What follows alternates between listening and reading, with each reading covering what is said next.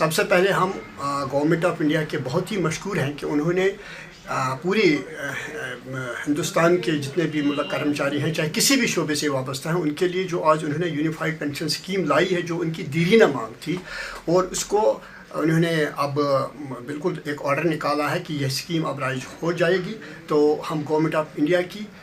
सराहना करते हैं इसका इक़दाम की, और साथ साथ हम उन एम्प्लॉइज़ को मुबारकबाद देना चाहते हैं, ख़ास तौर पर उनके अंजुमनों को या उन NGOs को, उन लोगों को जिन्होंने इसके लिए एक लंबी लड़ाई लड़ी है। क्योंकि जब से ये पहले इन मुलाजिम को जो कर्मचारी होते थे सरकार में एक ओल्ड पेंशन स्कीम के नाम से हुआ करती थी, लेकिन फिर गवर्नमेंट ने अचानक इसको NPC में बदल दिया था। अगरचि रोज़गार मिलने के वक्त हर कोई जो मुलाजिम था वो खुश होता था, मुझे रोज़गार मिल गया, लेकिन बिल आखिर जब वो सोचता था कि बुढ़ापे में मेरा कोई गारंटी नहीं है, मेरी कोई स्कीम ऐसी नहीं है जिससे मैं अपने आप को फिर भी ज़िंदा रखूँ, और उस वक्त से ये लोग बड़े परेशान होते थे।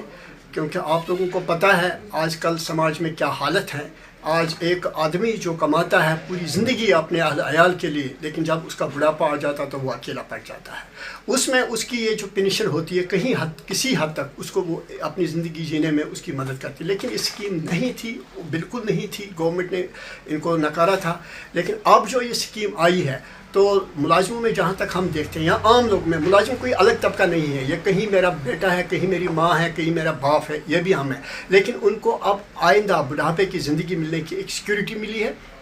जिसके लिए हम गवर्नमेंट ऑफ इंडिया को एक और बार शुक्रिया करते हैं। As a social activist human rights society ने भी कहीं कहीं पे इसकी बात उठाई थी, और हमेशा इन मुलाजिमों को हम देखते थे कि ये परेशानी में। मैं यहाँ ये बात भी कहूँगा, एक समाजी तौर पे आप इसको बिल्कुल इनकार नहीं कर सकते हैं। आज जब हमारे बेटियों के रिश्ते होते थे और जब कोई मिडल मैन आता था रिश्ता लेने के लिए, वो सबसे पहले एक मुलाजिम होने के जो 20,000, 30,000, 50,000, इवन लाख भी तनख्वाह लेता था, वो कहता था क्या इसका पेंशन है, इसकी अपॉइंटमेंट कब हुई।